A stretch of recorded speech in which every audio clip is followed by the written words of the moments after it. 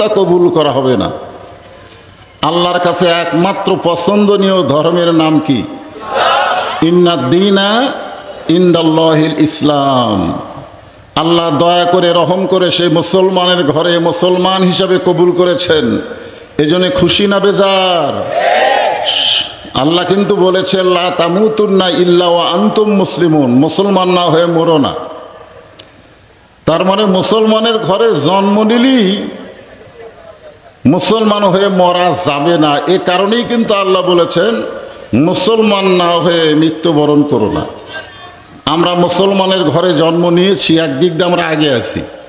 এখন আমাদের ভবিষ্যৎ কি? আপনাদের ভবিষ্যৎ কি? হাসিনার ভবিষ্যৎ ছিল 141 সাল। হাসিনার গ্রুপের ভবিষ্যৎ কি ছিল? 41 সাল। আপনাদের ভবিষ্যৎ কি? না, আমাদের সকলেরই ভবিষ্যৎ হলো মৃত্যু।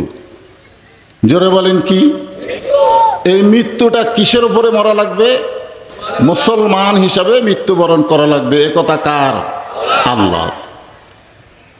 তো আলহামদুলিল্লাহ এখন আমরা মৃত্যুবরণ করি নাই, কিন্তু মুসলমানের ঘরে আমরা জন্মগ্রহণ করে তাফসিরুল কোরআন মাহফিলে আমরা বসে আছি, ঠিক কিনা বলেন?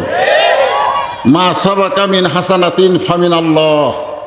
আল্লাহ কোরআনে বলেন বান্দা বান্দির দ্বারা যখন কোনো ভালো কাজ হয়, এ কাজ বান্দা বান্দি করে না, বরং আল্লাহ করায়। আপনারা বলেন তো, কোরআনের মাহফিলে বসে থাকা এটা ভালো কাজ না খারাপ কাজ? যত গরমই লাগুক, গরম লাগতেছে আমি জানি। আল্লাহ কোরআনে এক জায়গায় বলেছেন ওয়াবতাগু ইলাইহি ওয়াসিলা। কঠিন হাসরের ময়দানে আল্লাহ তাআলা আমাদেরকে জান্নাত দেওয়ার জন্য একটা ওসিলা খুঁজবেন। আপনারা মনে করেন না যে ভাঙ্গাচুরা আমল দিয়ে আমরা জান্নাত পাবো, এটা কখনোই মনে করা যাবে না। জান্নাত যদি আমরা পাই তো আল্লাহর দয়ায় পাবো। জোরে কোন কথা ঠিক কিনা? তো আল্লাহ যদি সেই দিন একটা ওসিলা দেখেন যে চাঁপাইগঞ্জের গোমস্তাপুরের মাহফিলে আমার বান্দারা কোরআনের তাফসির শুনতে গিয়া ঘেমে গেছে, এই ঘামওয়ালা শরীরের জন্য আমি জাহান্নামকে হারাম করে দিলাম। যদি আল্লাহ এই সুযোগ আমাদের দিয়ে দেয়, তাহলে আজকের কোরআনের মাহফিলে বসা আমাদের লাভ না লস? ভবিষ্যৎ। লাভটা কি? ভবিষ্যৎ। অনেকে বলে হুজুর আপনারা খালি ভবিষ্যতের ওয়াজ করেন, মরে গেলে জান্নাত, বেঁচে থাকলে খবর কি? খালি মরার পরের খবর দেন। আজকে শুধু মরার পরের খবর দেব না, আল্লাহর কোরআন থেকে বর্তমান প্রেক্ষাপটে আমাদের খবর আনতে হবে। জোরে কোন ঠিক কিনা? এই কোরআনকে বলা হয় খবরে ওয়াহেদ, 1 নম্বর খবর। কয় নম্বর খবর? বাংলাদেশে যত খবরের কাগজ আছে, সমস্ত খবরের কাগজে ভুল আছে, ধোঁকা আছে, গাঁজাখুরি আছে, আছে না নাই? কিন্তু আল্লাহর কোরআনের খবরের মধ্যে কোনো ভুল আছে, কোনো সন্দেহ আছে, কোনো গোজামিল আছে? কেমনে বুঝলেন? এই কোরআনে বলা আছে, মাশাআল্লাহ। এই বলা কথাটা আপনারা বিশ্বাস করছেন, ঠিক না? যার জন্যই তো আপনারা স্লোগান দিলেন আল কোরআনের আলো কুটিয়ে জ্বালাবে। হ্যাঁ, কেন দিলেন? যে মানুষের তৈরি সংবিধান দিয়ে, 72-এর সংবিধান দিয়ে আমাদের বাংলাদেশকে সুন্দর করা যাবে না। বাংলাদেশকে সুন্দর করতে গেলে আল্লাহর কোরআনের সংবিধান লাগবে। জোরে কোন কথা ঠিক কিনা? হ্যাঁ, এটা বুঝবার পারছেন? যালিকাল কিতাব লা রাইবা ফীহি হুদাল লিল মুত্তাকিন। মনে করেন না যে কোরআনের মাহফিলে আবু জেহেল হেদায়েত পাবে, এটা মনে করেন না। আবু জেহেল কোরআন শুনবে কিন্তু কোরআন থেকে হেদায়েত পাবে না।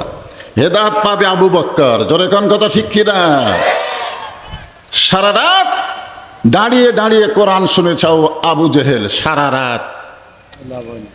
সকালবেলা গিয়া গল্প করছে, এত সুন্দর কোরআনের বাণী, রাতটা কোন দিক দিয়ে গেল আমি বুঝবারই পারিনি।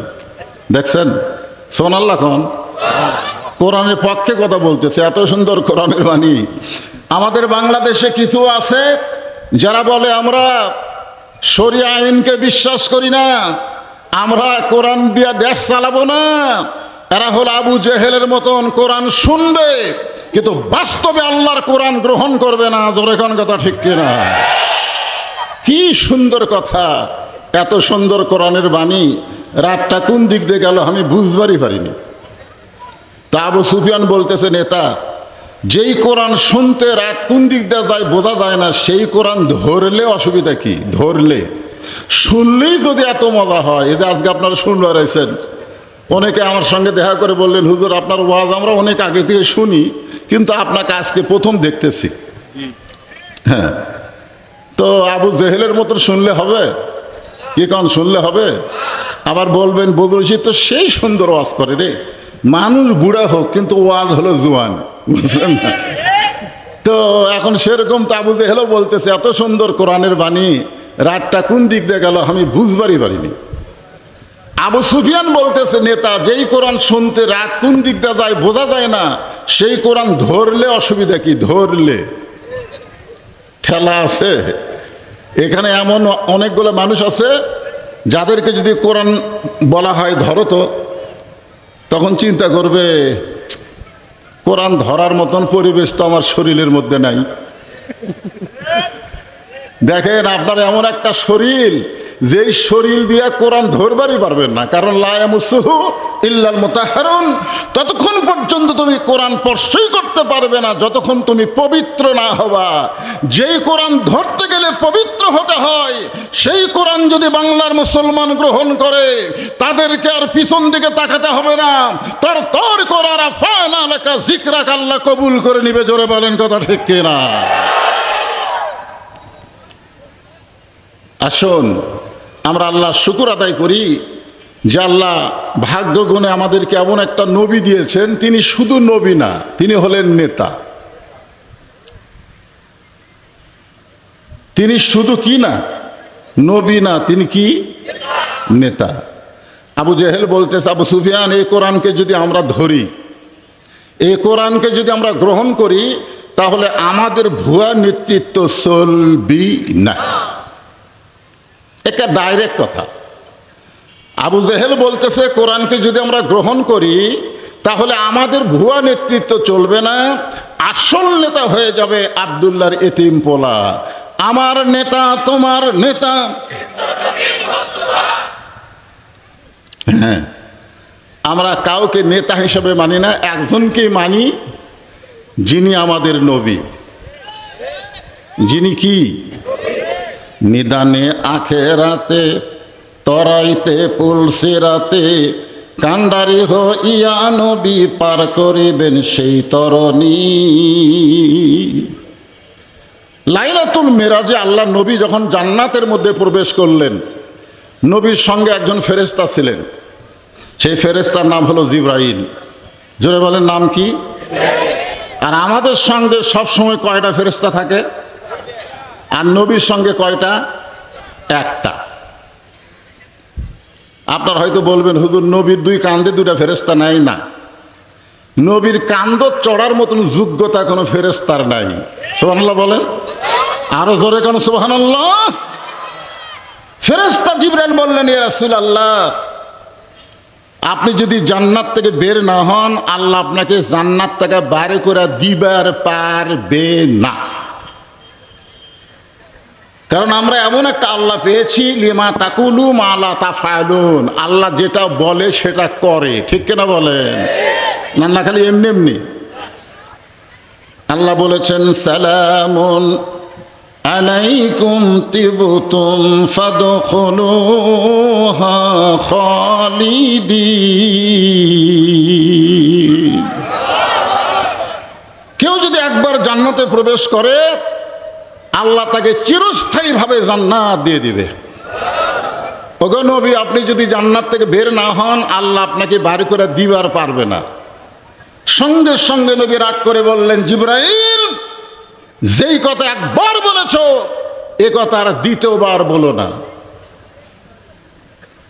জিবরাইল কই, কেরি, যেই নবীর কাছে আমি আল্লাহর কোরআন নিয়ে বললাম, ওমা আরসালনাকা ইল্লা রাহমাতাল লিল আলামিন, আল্লাহ আপনাকে বিশ্ব জগতের জন্য রহমত স্বরূপ প্রেরণ করেছে। বিশ্ব জগতের মধ্যে জান্নাত আছে না নাই? এ কথা কান আছে না নাই? বিশ্ব জগৎ খালি বাংলাদেশ? যেই নবী হচ্ছেন রহমত স্বরূপ নাজিল হয়েছে, আর সেই নবী এত রাগ করলো। জিবরাইল বললেন, ইয়া রাসূলুল্লাহ, আমি তো আপনার পক্ষে কথা বললাম, আপনি এত গরম হওয়ার কারণ? আল্লাহ নবী বললেন, জিবরাইল, আমি নবী আমার জন্যে না, আমি নবী হলাম আমার উম্মতের জন্যে। নবীর উম্মত কারা? দুর্গা পূজা যারা করবি তারা নাকি? আচ্ছা, আপনার পূজা করলেন না, কিন্তু পূজার বাড়ি দেখবার গেলেন, পূজার মেলাত গেলেন, চলবে?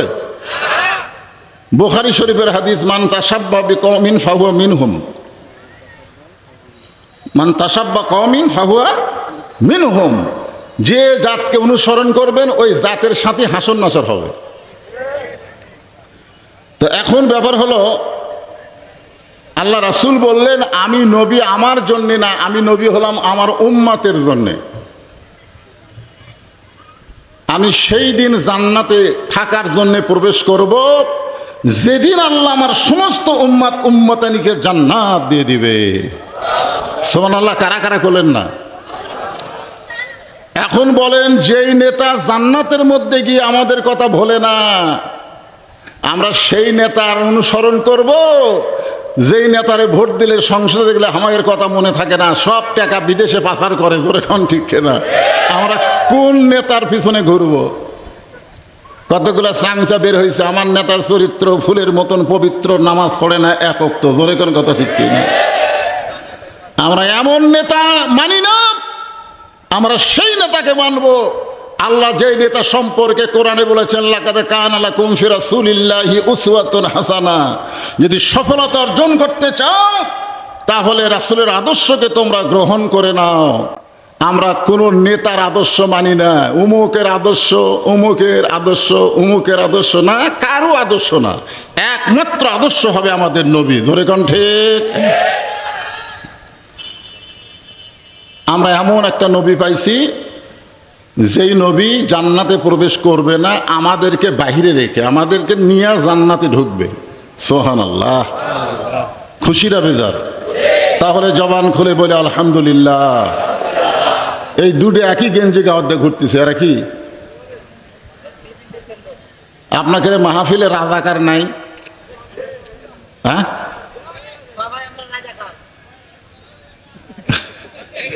রাজাকার শব্দের অর্থ হলো স্বেচ্ছাসেবক। রাজাকার শব্দের অর্থ হলো স্বেচ্ছাসেবক। জোরে গান কি? এই আরো জোরে গান কি? হ্যাঁ, রাজাকারের অর্থ জানা লাগবে। আল বদরের অর্থ কি, আর শামসের অর্থ কি? ওরা যে আমাদেরকে বলে এরা রাজাকার, আল বদর, আর শাম, আরে প্রত্যেকটা বেটার বাংলা অর্থ করে দেখতো কি কয়। তো রাজাকার মানে এত বিশাল একটা মাহফিল, স্বেচ্ছাসেবক থাকা দরকার। এই ছোটো ছোটো বাচ্চারা হয়তো ডিস্টার্ব করবে যখন তাফসিরের মধ্যে ঢুকে যাবে, এখনো তো ঢুকি নেই, তো আপনারা এই দিকে একটু খেয়াল করবেন। যে কোরআন থেকে আমি আপনাদের সামনে আলোচনা করব, ছোট্ট একটা সূরা, সূরা আসর। নাম কি? আসর শব্দের অর্থ হলো সময়।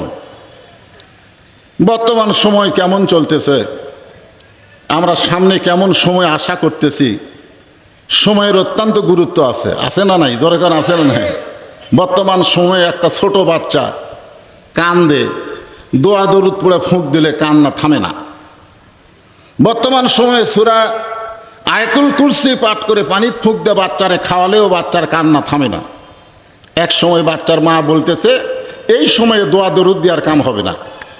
বর্তমান সময়ে দোয়া দরুদ দিয়ে কাম হচ্ছে না। কয়েক মাস পরে জিজ্ঞাসা করা হলো, তোমার সন্তানকে আগের মতন কান্দে? কয় না, আর কান্দে না। তো কোন দোয়ায় কাম হলো? কয়ের বাপ একটা মোবাইল কিনে দিছে, যখনই কান্দে তখনই চালু করে দেয়, আর কান্দে না। বর্তমান সময়ে ছোট বাচ্চার হাতে মোবাইল দেওয়া হয়েছে। জোরে কান কথা বলেন না কেন? বর্তমান সময়ে যুবকদের হাতেও মোবাইল। বর্তমান সময়ে বুড়ারাও পর্যন্ত মোবাইল নিয়ে পাগল হয়ে আছে না নাই? একই বাড়িতে তিনজনের হাতে মোবাইল, তিনজনে খালি মোবাইল নিয়ে বসে আছে। এই একটা পরিস্থিতি বর্তমান সময়ে। সময়ের শপথ করলেন আল্লাহ, কারণ সময় অত্যন্ত গুরুত্বপূর্ণ। আজ থেকে 48 বছর আগে এই সময় নিয়ে আব্দুল আলিম একটা গান গাইছিল। শিল্পীর নাম কি? মিশে মায়াই বন্দি থাইকা করলাম কত খেলা, পশ্চিমে তাকায়া দেখো তোমার ডুইবা গেছে বেলা। বেলা মানে কি? অনেকে বলেন আর বেলা নাই রে, আর বেলা নাই রে, মানে আর কি নাই, আর সময় নাই। আপনারা নিজের জীবনের দিকে খেয়াল করে দেখেন। আমার জীবনের এত বছর আমি মানুষের তৈরি সংবিধান দিয়ে চললাম, আগামীতে আর মানুষের তৈরি সংবিধান আমরা মানব না, আল্লাহর সংবিধান আমরা গ্রহণ করব। জোরে কোন কথা ঠিক কিনা? হ্যাঁ, অত্যন্ত গুরুত্বপূর্ণ বিষয় হলো সময়। এই সময় আমাদের কাছ থেকে ফুরে যাচ্ছে, আমাদের হায়াত কমে যাচ্ছে, আমরা প্রত্যেকটা ধাপে ধাপে মৃত্যুর দিকে অগ্রসর হচ্ছি। জোরে কোন কথা ঠিক কিনা? এই জন্য আল্লাহ তাআলা সময়ের শপথ করে বললেন, ইন্নাল ইনসানা লাফি খুসর। ইন্না মানে নিশ্চয়, ইনসান মানে মানুষ, লাফি মানে ভিতরে, খুসরুন মানে ক্ষতি। নিশ্চয় মানুষগুলো ক্ষতির ভিতরে। এটা একটা হলো। আচ্ছা, আল্লাহর এই কথা হলো? কথা ঠিক? আল্লাহর কথা ব্যাঠিক বলার লোক আছে? আমরা একটা গান গাবো, আদর করে মানুষ আল্লাহ বানায়া কেমনে দিবেন ক্ষতির মধ্যে ফেলিয়া। আল্লাহর যত সৃষ্টি সবচাইতে উত্তম সৃষ্টির নাম কি? আল্লাহ তাআলা মানুষের কথা বলতে গিয়ে 4টা শপথ করছে, আপনারা জানেন কয়টা? 1 নম্বর হচ্ছে অত্তিন, অজাইতুন, অতুরি সিনিন, ওয়াহাজাল বালাদিল আমিন। তারপরে আল্লাহ বলতেছে লাকাদ খলাকনাল ইনসানা ফি আহসানি তাকওয়িম। সুবহানাল্লাহ। অবশ্যই মানুষকে সর্বোত্তম আকৃতি দিয়ে সৃষ্টি করা হয়েছে। আল্লাহ যে মানুষকে এত ভালোবাসেন সেই মানুষ ক্ষতির মধ্যে পড়ুক, এটা আল্লাহ চায় না। জোরে কার কথা ঠিক কিনা? আল্লাহ চায় না। এই কারণে আল্লাহ বলতেছেন নিশ্চয় মানুষগুলো ক্ষতির ভিতরে। এটা বলে আল্লাহ আমাদের ক্ষতি থেকে বাঁচানোর জন্য একটা উপায় বের করে দিচ্ছেন। ইল্লাল্লাযীনা আমানু ওয়া আমিলুস সলিহাতি ওয়া তাওয়াসাউ বিল হক ওয়া তাওয়াসাউ বিস সবর। এখানে 4টা বিষয় আছে। জোরে কোন কয়টা? এই খুব মনোযোগ দিয়ে শোনা লাগবে, এদিক সেদিক মন দিলে হবে না তো। আপনার তাফসির মাহফিল নাম দিয়েছেন, তাফসির শুনবার গেলে একটু মনোযোগ দেওয়া লাগবে, একটু খেয়াল করা লাগবে। আমার মা বোনেরা যারা পর্দার অন্তরে বসে আছেন, আপনারাও একটু মনোযোগ দিয়ে শোনেন। এখানে 4টা বিষয়ের মধ্যে 1 নম্বর হলো ইমান। যেখানে 1 নম্বর কি? ইমান। আপনারা বোঝেন ইমান কি? আমাদের গ্রামে একটা লোক আছে, নাম হলো ইমান আলী। আর নামই ইমান আলী। এক লোকের নাম হজরত আলী, এক ওয়াক্ত নামাজ পড়ে না, নাম হজরত আলী, কিন্তু নামাজ পড়ে না। ইমান আলী আজান দিলে ঘাড়ে কাজ করেছিল ভাই। এখানে 1 নম্বর হলো ইমান। ইমান সম্পর্কে জিজ্ঞাসা করলেন সাহাবীরা, ইমান সম্পর্কে হুজুর আমাদের ভালোভাবে বলেন। আল্লাহ রাসূল বললেন ইকরার বিল লিসান, তাসদিক বিল জানান, আমল বিল আরকান। এরই নাম হলো ইমান। জবানে বলতে হবে লা ইলাহা ইল্লাল্লাহ, শুধু জবানে বললে হবে না, তাসদিক বিল জানান, এটা কলিজার মধ্যে জায়গা দেওয়া লাগবে। কলিজার মধ্যে যখন ইমান থাকবে তখন ওই মানুষের চরিত্রটা কেমন হবে? তাসদিক বিল জানান বোঝেন?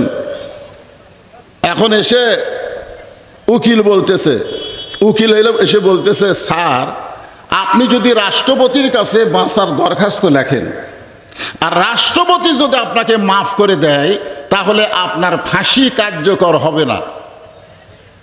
উকিল এসে বলতেছে আপনি একটা কাম করেন, রাষ্ট্রপতির কাছে একটা দরখাস্ত লেখেন, রাষ্ট্রপতি যদি আপনার দরখাস্ত মঞ্জুর করে তাহলে আপনার আর ফাঁসি কার্যকর হবে না। ইমানদার মুচকি মুচকি হাসে। উকিল বলে হাসেন কেন? বলে হাসার কারণ হলো আমার জীবনে 3টা রাষ্ট্রপতিকে আমি ক্ষমতা থাকা অবস্থায় মরা দেখছি। যে রাষ্ট্রপতির কাছে আমাকে বাঁচার দরখাস্ত লিখতে বলতেছ, এইরকম 3টা রাষ্ট্রপতিকে ক্ষমতা থাকতে আমি মরা দেখছি। এই 3টাই হলো রহমান। জোরে কান 3টা কি? একটা হলো বঙ্গবন্ধু শেখ মুজিবুর, একটা হলো জিয়াউর, একটা হলো জিল্লুর, এই তিনটা রহমান ক্ষমতার থাকা অবস্থায় মারা গেছে। যে সমস্ত রাষ্ট্রপতি ক্ষমতার থাকা অবস্থায় নিজেই মারা যায়, কোনো ইমানদার কোনোদিন তাদের কাছে প্রাণ ভিক্ষা চাবে না। ধরে কারণ ঠিক না? উকিল বলতেছে এই গোয়ারকির কারণে আপনার ফাঁসি হবে।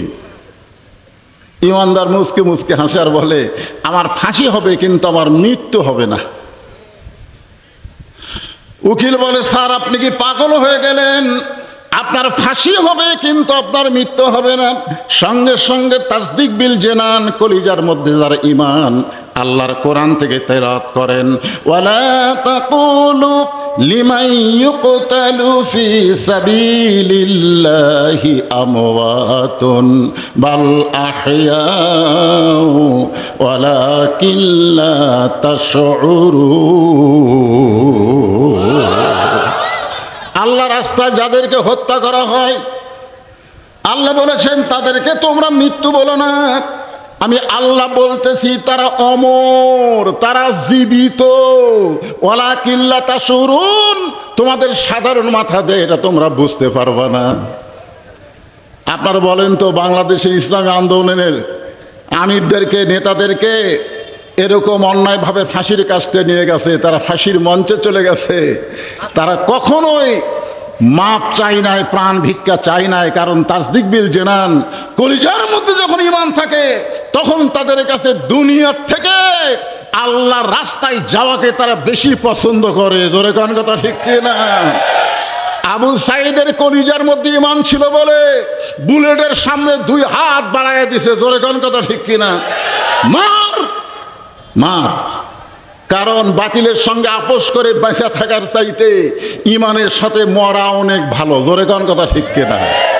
আবু সাইদ জীবন দিয়েছে দেখেই তো ইয়ামিন মুগ্ধরা জীবন দিল। প্রায় 2000 যুবক ছাত্র জনতা জীবন দেওয়ার কারণে হাসিনার মতন পাওয়ার, যে বলতে 41 সাল এই দেশ আমার বাপের, দেশ আমার, আর থাকতে পারলো না, পালায়া চলে গেল। জোরে কোন কথা ঠিক কিনা? চিন্তা করছেন?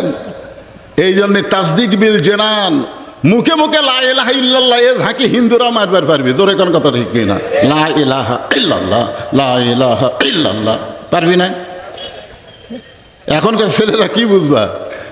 যুদ্ধের সময় আমার এলাকার হিন্দুরা পর্যন্ত কলিমার জিকির করছে 9 মাস। আমরা যা জিকির করছি আমাদের চাইতে ওরাই বেশি করছে। এলা পূজে আর দুর্গা পূজে, যুদ্ধে 9 মাস কোনো পূজা হয়নি। খালি আর্মি দেখলি লা ইলাহা ইল্লাল্লাহ, লা ইলাহা ইল্লাল্লাহ, তখন আর্মিরা বলতো বিলকুল ঠিক হয়, ঠিক হয়। এক হিন্দু মুরব্বী আমাকে বলছে বাবা মুসলমানের কলমার দাম আছে। তা আমি কইলাম আপনি হিন্দু হয়ে মুসলমানের কলমার দাম কেমনে বুঝলেন? বলে যুদ্ধের সময় বুঝেছি। এই কলমা মুখে থাকার কারণে আর্মির গুলির থেকে বাঁচে গেছি। আমি কইলাম দাদা শুধু জবানে কলেমা থাকার কারণে যদি আর্মির গুলি থেকে বাঁচেন, এই কলেমা যদি কলিজার মধ্যে জায়গা দিবার পারেন তাহলে জাহান্নাম থেকে আল্লাহ বাঁচায় দিবে। জোরে কণ্ঠে তাসদিক বিল জেনান। এই তাসদিক বিল জেনান অর্জন করতে গেলে এই বর্তমান সমাজ দিয়ে কাম হবে না, এই সমাজকে পরিবর্তন করা লাগবে। জোরে কণ্ঠে হ্যাঁ। এরপর আল্লাহ বললেন, হাদিসের শেষে বলা হয়েছে আমল বিল আরকান, আমল করতে হবে ঈমান অনুযায়ী, ঈমান অনুযায়ী আমল করতে হবে। ঈমান অনুযায়ী যদি আমল করতে চাই, 1 নম্বর আমলের নাম হলো নামাজ। জোরে বলেন নাম কি? সবাই বলতেছেন না? তার মানে এখানে অনেকে আছে মাগরিব এসা পড়েননি নাকি? ওয়াজ দেওয়া হবে না তো? আমাদের মতন বক্তারা ওয়াজ করতে করতে মরে যাবি, কিন্তু বাংলাদেশের যুবকেরা, বাংলাদেশের মানুষেরা নামাজি হবে না। কারণ নামাজ ওয়াজ দেওয়া হয় না। নামাজ নবী পাইছে নবুয়তের 10ম বৎসরে, মেরাজ হয়েছে নবুয়তের কত বৎসরে? 10ম বৎসর। ধরে কত বছর? 10ম বৎসরে মেরাজ হয়েছে, তখন আল্লাহ 5 ওয়াক্ত নামাজ দিছে। নবী নামাজ নিয়ে দুনিয়াতে আসলেন। নামাজের যত আয়াত কোরআনে আছে প্রত্যেকটা আয়াত হচ্ছে ও আকিমুস সালাত, ও আকিমুস সালাত, নামাজ কায়েম করো। তো রাসূল বললেন আল্লাহ আপনি যত জায়গায় নামাজের কথা বলছেন প্রত্যেক জায়গায় নামাজ কায়েম করার কথা বলছেন, কিন্তু নামাজ আমি 5 ওয়াক্ত পাইলাম, কিন্তু নামাজ তো কায়েম করা যাচ্ছে না। আজান ছাড়া চোরের মতন চুপি চুপি নামাজ পড়া লাগতেছে। আল্লাহ বলেন হাবিব নামাজ কায়েম করতে গেলে একটা পরিবেশ লাগবে। বর্তমান মক্কায় সে পরিবেশ নাই। আমাদের বর্তমান বাংলাদেশে নামাজ কায়েম করতে গেলে যেই পরিবেশ লাগবে সেই পরিবেশ এখন বর্তমানে বাংলাদেশে নাই। রাসূলও সেই পরিবেশ পায় নাই। কিন্তু হিজরত করার পরে, মদিনায় যাওয়ার পরে রাসূল শুধু নবী ছিলেন না, মদিনার রাষ্ট্রপতি হয়ে গেলেন। জোরে বলেন কথা ঠিক কিনা? ঘোষণা করা হলো আল্লাযীনা মাক্কান্নাহুম ফিল আরদ। মুসলমানের মধ্যে কেউ যখন ক্ষমতার চেয়ার পাবে তার 1 নম্বর দায়িত্ব কি? পদ্মা সেতু নির্মাণ করা, নাকি মাদক মুক্ত সমাজ করা, বাল্য বিয়া বন্ধ করা। এগুলা কাজ হতে পারে, তবে 1 নম্বর না। 1 নম্বর কাজ হচ্ছে আকামুস সালাত, নামাজ কায়েম করা। আজকে আমাদের বাংলাদেশে নামাজ পড়ার ওয়াজ দেয়া নামাজ হবে না, নামাজ কায়েম করার বিল সংসদে উত্থাপন করা লাগবে। জোরে কোন কথা ঠিক কিনা? এখন নামাজ কায়েমের বিল সংসদে কারা উত্থাপন করবে? যাই বলে আইরে সেই দিকে যাই রে, বুঝা শোনা নাই রে। এটা ডাকসু প্রমাণ করেছে, জাকসু প্রমাণ করেছে। আর ডাক দিলেই যাওয়া যাবে না, বুঝে শুনে আমাদেরকে ডাকে সাড়া দিতে হবে। জোরে বলেন কথা ঠিক কিনা? যাই বলে আইরে সেই দিকে যাই রে, বুঝা শোনা নাই রে। সেদিন শেষ, আর আগেকার দিন নাই। তুমি বলতেছো আমরা 90% ভোট পাবা। কত পাবা? খালি রাজশাহী ভার্সিটির ইলেকশন হলেই বুঝতে পারবা। তোর এখন কথা ঠিক কিনা? মগা খালি মোছে মোছে তাল মারতেছে, তোমার দেখতে পাচ্ছ না? জনগণ আগের রাস্তা তার নাই। মানুষ দিন দিন বুঝতেছে। জোরে কোন কথা ঠিক কিনা? এই জন্যে একেবারে ইমানের পাশাপাশি আল্লাহ বলতেছেন ওয়ামিলুস সালিহাত, নেক আমল করতে হবে। নেক আমলের 1 নম্বর আমল হচ্ছে নামাজ। জোরে বলেন, নাম কি? আপনি যদি নামাজ কায়েম হয়, নামাজ আদায় করেন, সঙ্গে সঙ্গে আল্লাহ তাআলা আপনাকে 3টা পুরস্কার দিবে। জোরে বলেন কয়টা? 1 নম্বর পুরস্কার হলো ইন্নাস সালাতা তানহা আনিল ফাহশাই ওয়াল মুনকার। একমাত্র নামাজই পারে মানুষকে যাবতীয় বেহুদা খারাপি কাজ থেকে হেফাজত করতে। আপনার ছেলের হাতে মোবাইল থাকবে, আপনার টেনশন করা লাগবে না। আপনি এশার নামাজের পরে ঘুমে যাবেন, আপনার কোনো টেনশন করা লাগবে না। আর এখন টেনশন করতেছেন, ছেলের হাতে মোবাইল আছে, ঘুমায় গেলে ছেলেদের কি করবি রে? আপনার ছেলেদের নামাজ পড়ে না, বুঝলেন না?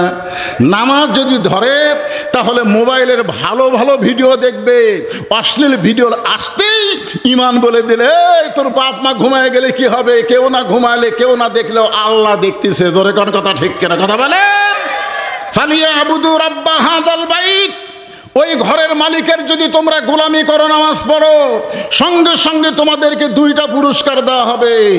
আল্লাযীনা আত'আমাহুম মিন জু'ইন ওয়া আমানাহুম মিন খাউফ। তোমাদের রিজিকের কোনো পেরেশানি থাকবে না, আর ভারত আমেরিকার ভয় করা লাগবে না। যাবতীয় ভয় থেকে আল্লাহ পুরাপুরি নামাজীদেরকে নিরাপত্তা দিয়ে দিবে। জোরে বলেন কথা ঠিক কিনা? জোরে বলেন। আফগানিস্তান যখন ইমারত বা খেলাফত কায়েম করলো, তখন আমেরিকা, ভারত, রাশিয়ারা বললো কয়দিন টুপিওয়ালা মোল্লারা কয়দিন দেশ চালাবে। এখন দেখতেছে আমেরিকাও লাগতেছে না, রাশিয়াও লাগতেছে না, কোনো দেশ লাগতেছে না।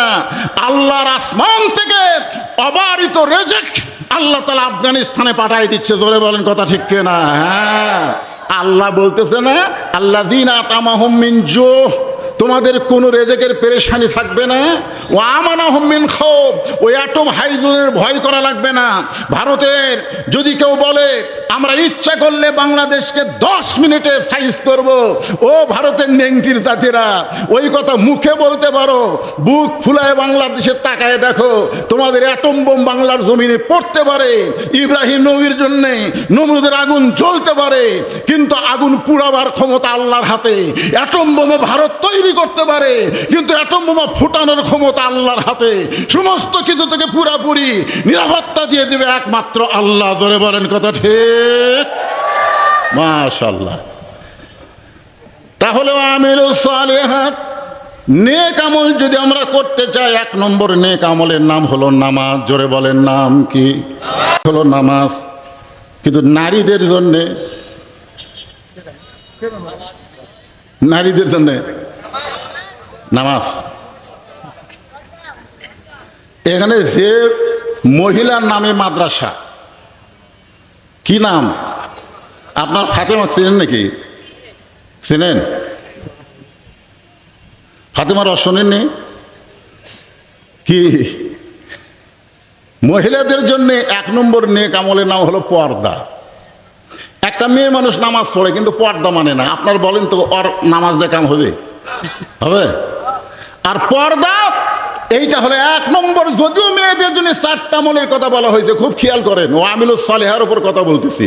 মেয়েদের জন্য আমল কয়টা? 4টা। যেটা আপনার বলেন 1 নম্বর নামাজ, 2 নম্বর রোজা, 3 নম্বর স্বামীর কথা মতো চলা, 4 নম্বর শরীরের হেফাজত, পর্দা করা। আল্লাহ রাসূল ফাতেমাকে কাছে ডাক দিয়ে বলেন, ফাতেমা, তোমার কি কখনো মনে হয় যে তোমার বাবা বিশ্ব নবী বলে আল্লাহ তোমাকে জান্নাত দিবে? এটা কি তোমার কখনো মনে হয়? ফাতেমা বলতেছে, বাবা, আমার সবসময় মনে হয় আমার বাবা হলেন সাইয়্যিদুল আম্বিয়া, সাইয়্যিদুল মুরসালিন, এমন একজন নবীর মেয়ে ফাতেমা, আর আল্লাহ আমাকে জান্নাত দিবে না? আল্লাহ রাসূল ফাতেমার হাতটা টেনে ধরে হাতে একটা চুমু দিয়ে বললেন, ফাতেমা, এ কথা তুমি কখনোই মনে করবা না যে তোমার বাবা বিশ্ব নবী বলে আল্লাহ তোমাকে জান্নাত দিবে।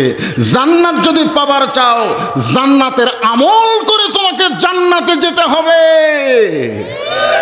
জান্নাতের আমল করতে হবে। ফাতেমা চুম করে বললেন, বাবা, জান্নাতের আমল কি?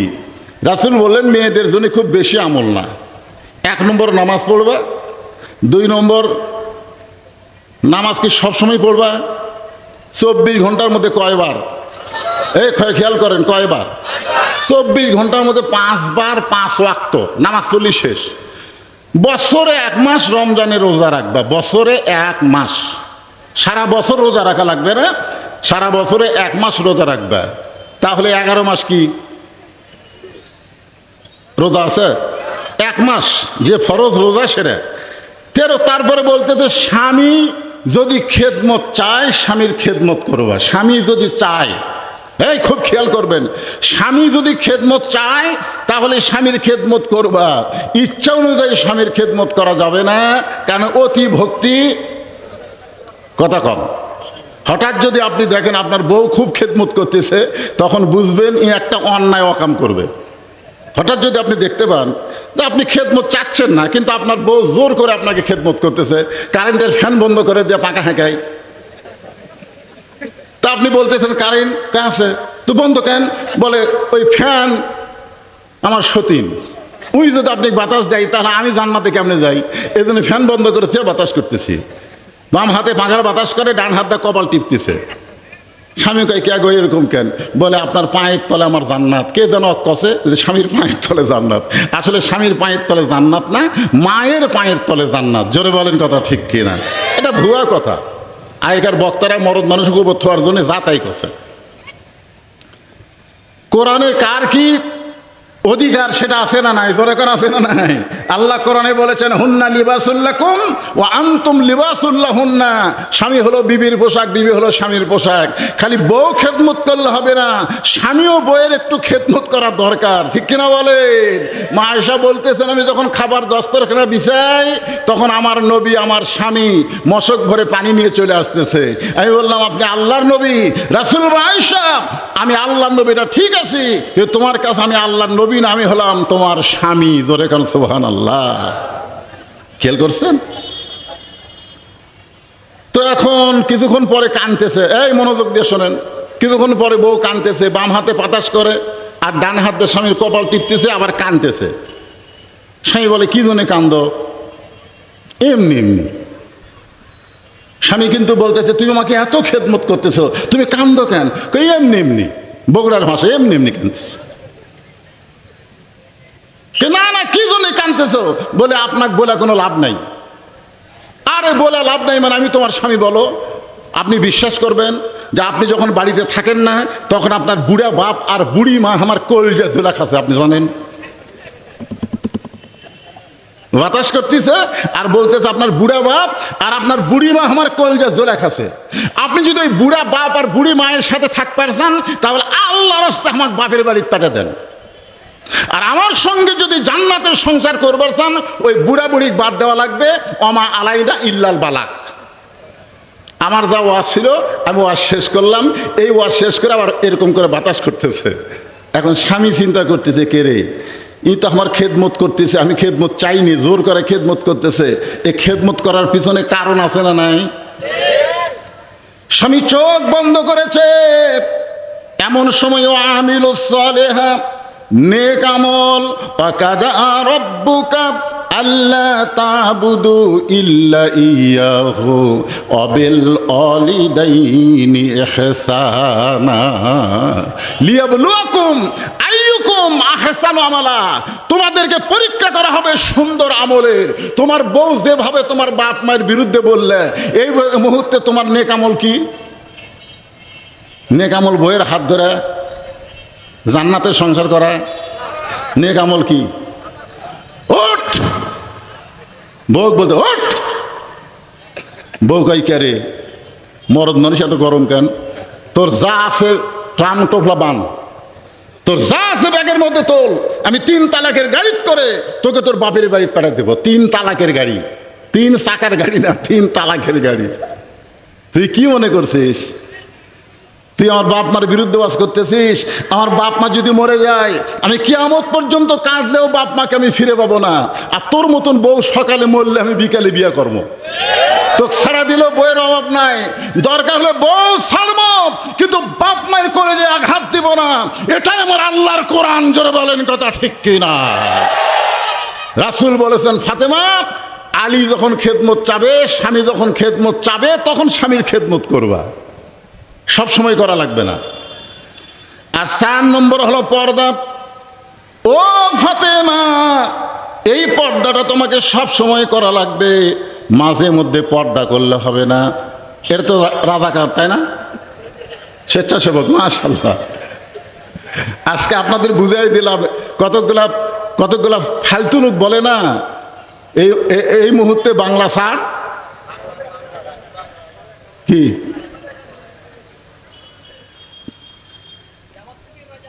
জামাত শিবির রাজাকার, এই মুহূর্তে বাংলা স্যার। সেই জন্যে আমি বললাম রাজাকার কারা কারা? স্বেচ্ছাসেবক। ওরা কিন্তু রাজাকার বলে গাল দিচ্ছে না। আমরা স্বেচ্ছাসেবক ইসলামের। জোরে কান ঠিক কিনা? আল্লাহর কোরআনের মাহফিলের স্বেচ্ছাসেবক। বাংলার জমিনে আল্লাহর কোরআনকে গালিফ করার জন্যে আমরা দরকার হলে রাজাকার গাল শুনবো, তবে আল্লাহর কোরআন থেকে এক মুহূর্তের জন্য আমরা সরবো না। জোরে কান ঠিক কিনা?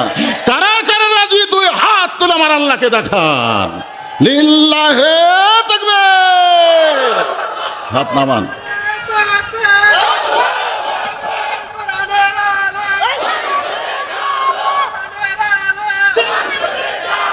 লিল্লাহে তাকবীর।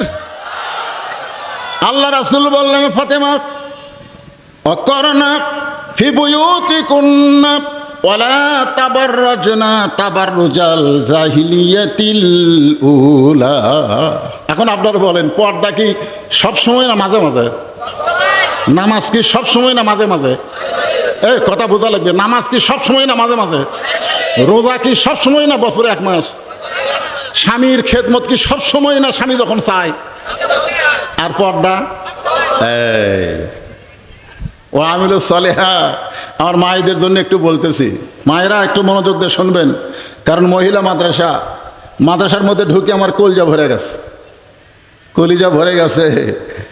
সবগুলা ফাতেমা হচ্ছে, সবগুলা ফাতেমা তৈরি হচ্ছে। সুবহানাল্লাহ কর না কেন? হ্যাঁ। তো এখন ফাতেমা বললেন, বাবা, পর্দা যদি সব সময় করতে হয়, তাহলে এই মুহূর্তে আপনাকে সাক্ষী রেখে আমি ফাতেমা পর্দার ভিতরে চলে গেলাম। সুবহানাল্লাহ বলতেছেন না? যেটা সব সময় করা লাগবে। এখন দাদি আর নাতনি বোঝেন না, 2 জন রাস্তা দিয়ে যাচ্ছে। দাদির বয়স হলো 70 বছর, দাদি বোরকা পরছে।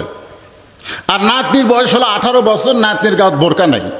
একটা ওড়না আছে, তাও আবার গলার মাফলা বানাচ্ছে এরকম করে।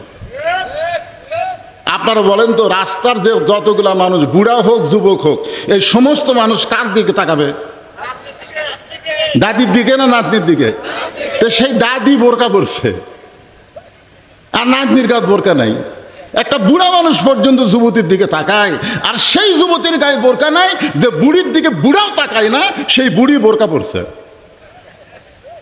আমার এলাকায় মেয়ে মানুষেরা মরে গেলে 5 কাপড় দেয়, আমার এলাকার কথা বলতেছি, 5 কাপড় দিয়ে আবার খাটনিতে যখন রাশ লাগে ওই লাশটা আবার চাদর দিয়ে ঢাকে।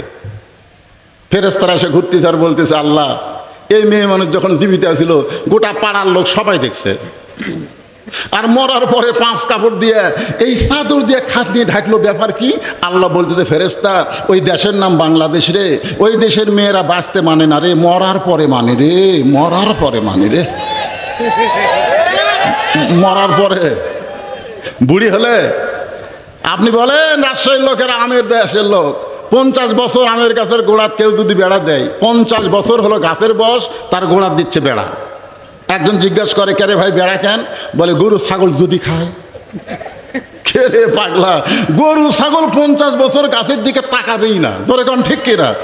বেড়া যদি দিবার চাও, ওই যে লকা পাতা বার আছে ওই ছোট গাছে বেড়া দাও। পর্দা যদি করবার চাও, বুড়ি মানুষ পর্দা করা লাগবে না, কারণ বুড়ির দিকে বুড়াও তাকায় না, পর্দা করতে হবে যুবতী অবস্থায়। জোরে বলেন কথা ঠিক কিনা? আমার মায়েরা একটু মনোযোগ দিবেন। সঙ্গে সঙ্গে ফাতেমা পর্দার মধ্যে ঢুকে গেলেন। একদিন গভীর রাত্রে ফাতেমা হযরত আলীকে বুকের মধ্যে জাপটে ধরে কপালে একটা চুমা দিলেন। সুবহানাল্লাহ বলেন। বউ যদি স্বামীকে বুকের মধ্যে নিয়ে কপালে চুমা দেয়, স্বামী তখন কি করবি? মুখ গোমটা করে বসে থাকবি নাকি? আপনারা হয়তো, আমি এই ওয়াজ করার পরে একজন পাগলা আমাকে মোবাইল করে বলতেছে, হুজুর আপনিও কি আপনার বউ চুমা দেন? কি কথা! নবী আমার বসে আছে, ঘরের দরজা খুলে নবী দেখেন, আল্লাহর নবী। ইতিমধ্যে মা আয়েশা ঘরের মধ্যে ঢুকছে। আল্লাহ রাসূল আজ থেকে উঠে গিয়ে দরজা বন্ধ করে দিলেন। যেই দরজা বন্ধ করে দিয়েছে, উম্মাহাতুল মুমিনিন মা আয়েশা থরথর করে কাঁপতেছে। রাসূল বলে, আয়েশা কাঁপতেছে কেন? বলে, হুজুর আপনার জুতার পরশে আল্লাহর আরশ ধন্য হয়ে গেছে, আমি শুনছি। আর সেই নবীর ঘরে আমি যদি কোনো বেয়াদবি হয়, আল্লাহ রাসূল বললেন একজন নবীর জুতার পরশে আল্লাহর আরশ ধন্য হয়েছে, একজন নবীর। আয়েশা বলে, হুজুর একজন নবী মানে সেটা কোন নবী? আপনি তো সেই নবী। বলে, আমি সেই নবী ছিলাম রে যতক্ষণ দরজা খোলা ছিল, কিন্তু যেই দরজা বন্ধ হয়েছে আমি আর নবী নাই। আয়েশা বলে, তাহলে আপনি কি? বলে, আমি স্বামী, তুমি আমার বিবি, এখন নবীগিরি চলবি? আপনারা বলেন, যত বড় আমি বক্তা হই, আমি যখন ওয়াজ করে বাড়ি যাই কি আমার বইয়ের ঘরে ঢুকে আমি হুজুরগিরি করি? আল্লাহর নবী বললেন, এখন আমি নবী নাই, আমি হলাম স্বামী আর তুমি আমার বিবি। নবী 2খানা হাত বাড়ায় দিলেন। সঙ্গে সঙ্গে মা আয়েশা দৌড়ে এসে নবীর বুকের মধ্যে মাথা ঢুকাইলেন। আল্লাহ রাসূল আস্তে করে আয়েশার চুলের মধ্যে একটা চুমা দিয়া ডান হাতখানা দিয়ে বুকের মধ্যে একটা চাপ দিলেন। যেই বুকের মধ্যে চাপ দিলেন, সঙ্গে সঙ্গে আল্লাহ বলে, জিবরাইল যা যা আমার নবীর কাছে যাও আল্লাহর কোরআন নিয়ে। ফেরেশতা জিবরাইল বলতেছে, ইয়া রাসূলুল্লাহ আমি তো আপনার কোরআন নিয়ে নবীর কাছে বারবার যাই, কিন্তু আজকে এমন করে বলার কারণ কি? আল্লাহ বলে, জিবরাইল আমার নবী ঘরের মধ্যে এমন একটা আমল করতেছে যে আমলের কারণে আমি আল্লাহর আরশ পর্যন্ত খুশি হয়ে গেছে। আপনার বলেন তো, নবী ঘরের মধ্যে কি আমল করতেছে? আপনার খালি নামাজ পড়েন আর দোয়া করেন, আল্লাহ জান্নাতে যেন হুর পাই, জান্নাতে যেন হুর পাই। বউ যদি বলে আমার স্বামী ভালো মানুষ না, আপনি জান্নাতে যাবার পারবেন না। জান্নাতে যাবার গেলে বইয়ের সার্টিফিকেট লাগবে। জোরে কারণ ঠিক কথা বলেন না কেন? কথা বলেন। ও হুর লিবি হুর, অথই সোজা। দেখেন ফেরেশতা জিবরাইল এসে বাহির থেকে সালাম দিয়েছে, আসসালামু আলাইকা ইয়া রাসূলুল্লাহ। হুজুর আপনি কি আমল করতেছেন আমি জিবরাইল জানি না, তবে আল্লাহ এত খুশি হয়ে গেছে, আল্লাহর আরশ পর্যন্ত খুশিতে লাফাইতেছে, আরশ পর্যন্ত খুশিতে টকবক করতেছে। তাহলে চিন্তা করে দেখেন কি আয়াত, হুন্না লিবাসুল লাকুম ওয়া আনতুম লিবাসুল লাহুন্না। স্বামী হলো বিবির পোশাক, বিবি হলো স্বামীর পোশাক। মা ফাতেমা হযরত আলীর বুকের মধ্যে মাথা ঢুকাইছে। মাথা ঢোকানোর পরে কপাল একটা চুমু খাইছে। আলীও মাথার চুলে চুমু দিয়ে বললেন, ফাতেমা এত আদর করার পরে আমার বুকের মধ্যে মাথা ঢুকায় তুমি কাঁদতেছো, ব্যাপারে কি? ফাতেমা বলে, স্বামী গো আমার এই কান্না কোনো কষ্টের কান্না নয়, এই কান্না হলো আমার আনন্দের কান্না। আলী বললেন, কি আনন্দ? বলে, আমি আল্লাহর কাছে একটা দোয়া করছি, আজকে আল্লাহ সেই দোয়া আমার কবুল করছে। আলী বললেন, কি দোয়া করছো? বলে, দোয়া হলো আমি সবসময় আল্লাহকে বলতাম, আল্লাহ, যে পর্দার মধ্যে আমি আসি, এই পর্দার মধ্যেই আমার মৃত্যু দিও। সবসময় দোয়া করছে, আল্লাহ, আমি যে পর্দার মধ্যে আসি, এই পর্দার মধ্যেই আমাকে মৃত্যু দিও। তো আল্লাহ তাআলা আমার দোয়া কবুল করছে। আলী বলতে, যে পাগলি, এ তো খুশির কথা, যে সারা জীবন পর্দা করলো, পর্দার মধ্যেই তার মৃত্যু হবে, আনন্দ করো, কান্দ কেন? ফাতেমা বলে, স্বামী গো, সেই মৃত্যু কবে হবে আপনি কি শুনবেন না? আলী বলে, ফাতেমা, মৃত্যুর কথা দুনিয়ার কোনো মানুষ বলতে পারবে না, কে কখন মরবে এটা দুনিয়ার কেউ বলতে পারবে? এ জোরেগান পারবে? ফাতেমা বলতেছে, আল্লাহ যদি জানায় তাহলে বলতে পারবে।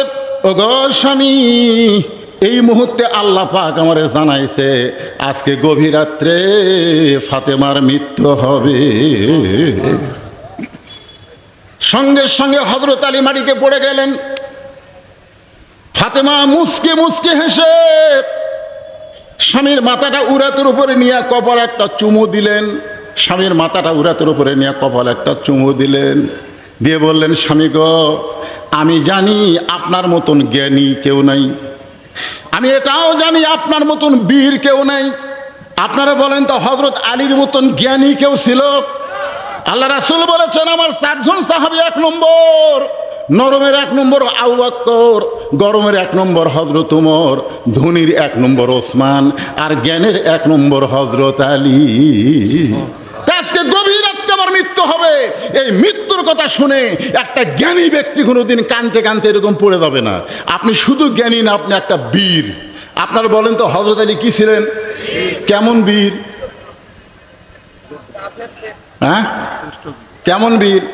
আমাদের বীর আগে বলতেছিল না, 2-3 জন হাত ধরে টেজের ওপর নিয়ে আসে।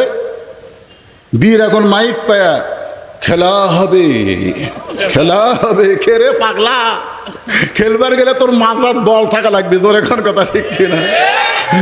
গতকাল রাত্রে সব ছেলেরা, বুঝলেন, বাংলাদেশ যখন ঠকলো, গতকাল রাত্রে ক্রিকেট খেলা আমরা ওয়াচ করে যাওয়ার সময় দেখতে দিই, সব কি করতেছে, বাংলা ওরকে জার্সি, বাংলাদেশের খেলোয়াড়ের জার্সি নাই, এই জার্সিগুলো সব আগুন পুড়তেছে। আর 4 জীবনে দেখবো না। একজন আবার আজকে ফেসবুকে দেখলাম, নিজের জুতে দিয়ে নিজের গালো চল মারতেছে, আর কোনো দিন বাংলাদেশের খেলা দেখবো না। এই সারা রাত জায়গায় খেলা দেখলাম, আর এরা ঠকলো। মাঝাক বল নাই, বারে খেলবার গেলে মাঝাক বল থাকা লাগবে। তোর কথা কর না, খেলা হবে, খেলা হবে, তো না খেলা পলালি কেন? হ্যাঁ, আর একটা স্বামী ওসমান কথাই কথাই বলতে, খেলা হবে, খেলা হবে। ও বাবা, খেলা হবে। বীর বীর আসাদুল্লাহিল গালিব হযরত আলী।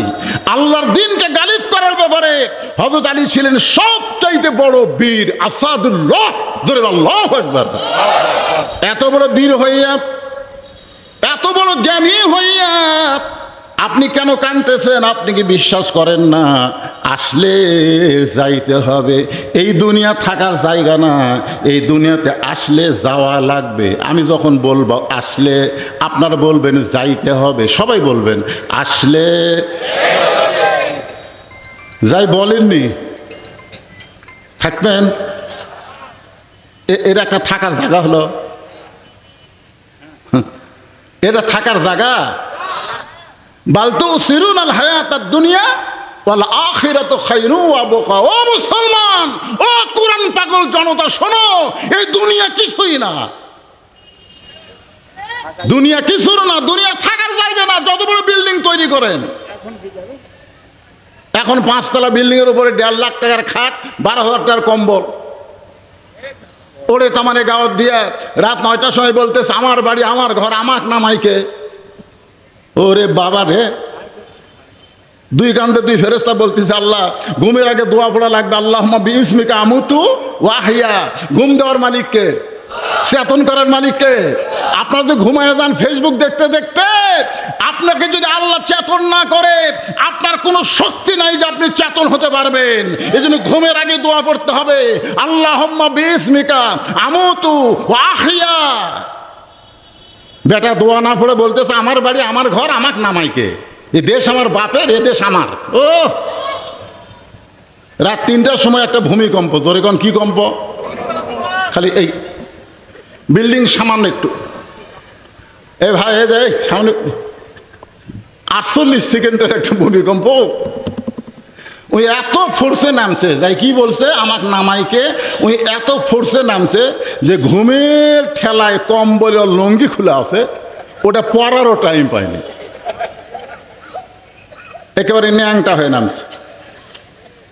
কান্দের ফেরেশতা বলতেছে আল্লাহ নামাইলা নামাইলা, তাই বলে এইভাবে ন্যাংটা করে নামাইলা। এখানে মেম্বার থেকে এমপি, মন্ত্রী, প্রধানমন্ত্রী সব গুলে পলে গেছে। এটা কি জাতা নামাকে ভাই রে? একজনকার ইমাম সাহেব পলাছে।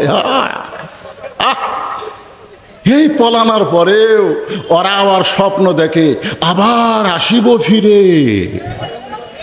আবার ফিরে আসবে। ওরা মনে করে 24 জুলাই চলে গেছে, আর মনে হয় জুলাই মাস নাই। খালি ঢুকে দেখ, চাপা সাইজ করবি, ধরে এখন ঠিক কিনা। কোনো বাংলাদেশের কোনো জেলার লোক লাগবে না, চাঁপাইগঞ্জের লোকই চাপা সাইজ করবি, ধরে এখন ঠিক চাপা। আবার বলে ফিরে আসবি। আল্লাহর বান্দারা একটু মনোযোগ দিয়ে শুনবেন। ফাতেমা স্বামীর কপালে চুমু দিয়ে বলে, স্বামী গো, এই দুনিয়া থাকার জায়গা না, দুনিয়াতে আসলে যাইতে হবে। আমি দুনিয়া থেকে বিদায় নেওয়ার পর আমার 3টা চাওয়া আপনাকে পুরা করা লাগবে। আলী কান্দিয়ার বলে, ফাতেমা দুনিয়ার জীবনে গরিব ছিলাম বলে তুমি কিছুই চাইলা না। দুনিয়ার জীবনে হযরত আলী অত্যন্ত গরিব ছিল, জোরে গান কি ছিল? আপনাদের চাইতো বেশি গরিব ছিল। অনেক গরিব মনে করে আমার মতন গরিব কেউ নাই, যে মনে করে আমার মতন গরিব কেউ নাই, তার চাইতো বেশি গরিব ছিলেন হযরত আলী। আমার ফিট্টু ভাই তো বিশাল ধনী, খালি ওয়াজ শুনতে শুনতে মোবাইল আসতেছে। কি ভাই যাবার চাচ্ছেন নাকি?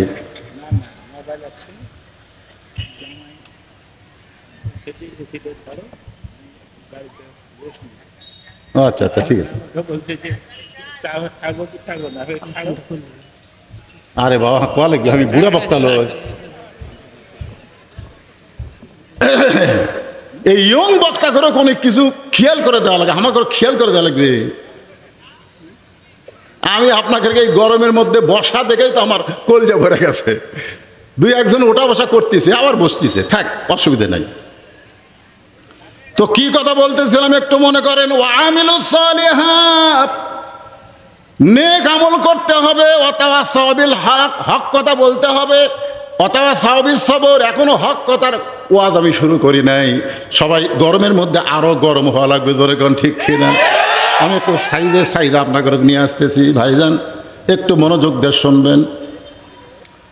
হযরত আলী এত গরিব ছিলেন, একদিন গভীর রাত্রে হযরত আলী চেতন পায়ে দেখে ফাতেমা নাই। গভীর রাত্রে হযরত আলী চেতন পায়ে দেখে ফাতেমা নাই। ঘরের পাশে হাসান হোসেন ঘুম পাড়তেছে, কিন্তু বউ নাই। আপনি যত বড়ই হুজুর হন, ঘুমোর থেকে উঠে যদি বউ না দেখেন তাহলে আপনার কি মনে হবে? হয়তো পেশাব করবার গেছে, না হয় 2 নম্বর করতে গেছে, কিন্তু না পেশাবখানা পায়খানা কোনো জায়গায় ফাতেমা নাই। আলীর চিন্তা হয়ে গেল, এই গভীর রাত্রে ফাতেমা তাহলে কোথায়? দৌড়ে গিয়া বাড়ির দরজা থেকে তাকায় দেখে কালো চাদর ফাতেমা এরকম মাথার উপরে দিয়ে খুব জোরে জোরে জোরে জোরে হাঁটতেছে। হযরত আলীর চিন্তা হয়ে গেল, এই জনে ফাতেমার যাওয়াটা পরখ করতে চাই। ফাতেমা জোরে জোরে যাচ্ছে, হযরত আলী নিরাপদ দূরত্ব বজায় রেখে পিছনে পিছনে হাঁটতেছে। এক সময় ফাতেমা আল্লাহর নবী যেই ঘরে ঘুমায় ওই ঘরের জানলার পাশে দাঁড়ায় গেছে।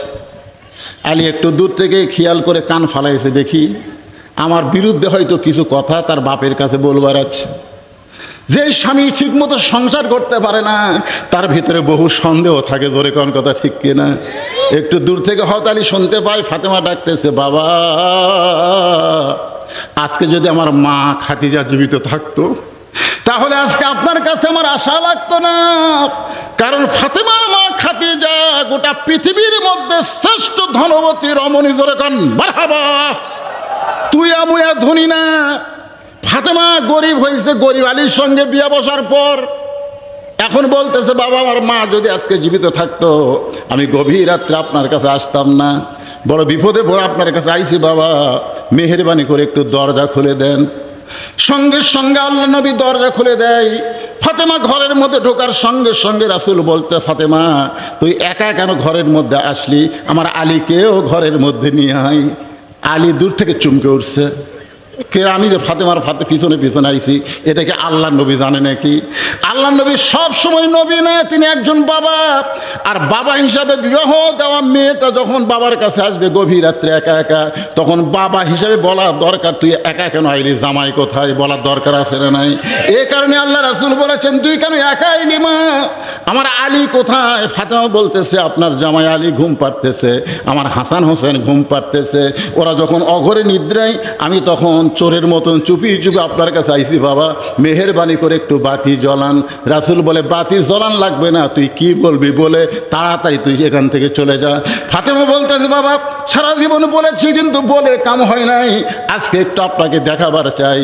রাসূল যখন ঘরে বাতি জ্বলাইছে সঙ্গে সঙ্গে ফাতেমা দুইটা হাত বাবার দিকে বাড়ায় দেয়। রাসূল তাকায় দেখে হাতের তালু আছে কিন্তু তালুর উপরে কোনো চামড়া নাই, দুইটা হাত গোস্তের টুকরার মতন। ফাতেমা বলতেছে, বাবা ওই জাঁতা ঘুরাইতে ঘুরাইতে হাতে ফোসকা পড়ে, সেই ফোসকাটা আবার আউলে গিয়া আমার হাতের গোস্ত বের হয়ে এখন জাঁতা ঘুরাইতে গেলে আমার রক্ত বের হয়। বাবা মাত্র 3টা দিনের জন্য আমাকে একটু খাবার দিবেন। আমার স্বামীকে আমি দেখাই নাই, আমার সন্তানকে আমি দেখাই নাই, কারণ হাসান হোসেনকে দেখাইলে ওরা কষ্ট পাবে, আমার স্বামী গরিব মানুষ মনে কষ্ট পাবে। আলী মনে মনে কয়, ফাতেমা রে দুনিয়ার জীবনে গরিব ছিলাম বলে কিছুই চাইলা না, আজকে গভীর রাত্রে দুনিয়া থেকে বিদায় নিবা, এই মরার সময় তুমি কি চাইবা ফাতেমা? বলে 1 নম্বর চা হলো রাতের অন্ধকারেই আমাকে দাফন করবেন, আমার 2 নম্বর চা হলো আমার জন্য কোনো জানাজা ডাইকা ডাইকা ব্যবস্থা করা লাগবে না। আলী বলে, ফাতেমা তুমি নবীর কলিজার টুকরা, তোমার মৃত্যুর খবর শুনলে হাজার হাজার মানুষ জানাজায় হাজির হবে। ফাতেমা মুসকি মুসকি হাসের বলে, হাজার হাজার মানুষ যদি মৃত্যুর পরে আমার জানাজায় হাজির হয় আমার কি লাভ হবে? হাজার হাজার মানুষ যদি বলে ফাতেমা ভালো আর আপনি যদি বলেন ফাতেমা ভালো না, ওই মানুষের দোয়া দেয়া ফাতেমার 1 তিল পরিমাণ লাভ হবে না। আর দুনিয়ার সমস্ত মানুষ যদি বলে ফাতেমা খারাপ আর আপনি যদি বলেন আমার বউ ফাতেমা ভালো, এক স্বামীর সার্টিফিকেটে ফাতেমার জন্য আল্লাহ 8টা জান্নাতের দরজা খুলে দিল। আমার 3 নম্বর চা হলো আমার লাশটা খাটনিতে তুলবেন না, কারণ আমি ফাতেমা হিসাব করে দেখলাম মেয়ে মানুষের লাশ যিনি তিনি কান্দে নিবার পারবে না। আমার বাবা যদি আজকে দুনিয়াতে থাকতো, মরা মেয়ের লাশের খাটনি বাবা কান্দে নিবার পারতো, কিন্তু 6 মাস আগে আমার বাবা দুনিয়া থেকে বিদায় হয়ে গেছে। আমার হাসান হোসেন যদি বড় হইতো তাহলে মায়ের লাশের খাটনি কান্দে নিবার পারতো। ওগো স্বামী, আপনি যদি আমার কবর খুঁড়তে কষ্ট পান তাহলে আপনার একান্ত বন্ধু যদি কেউ থাকে দুনিয়ায় তার একটু বলবেন সে যেন গোপনে কবর খনন করে দেয়। এই গভীর রাত্রে হযরত আলী ফাতেমাকে ঘরের মধ্যে রেখে এক দৌড় দিলেন আপন বন্ধু আবু যার গিফারের কাছে। আবু যার গিফারের জানলার কাছে বিষাক্ত সব ফেনা তোলে যেমন ফোঁসফোঁসানি শব্দ হয়, এমন কান্নার শব্দে আবু যার গিফারের দরজা খুলে তাকায় দেখে জানলার পাশে হযরত আলী কাঁদতেছে।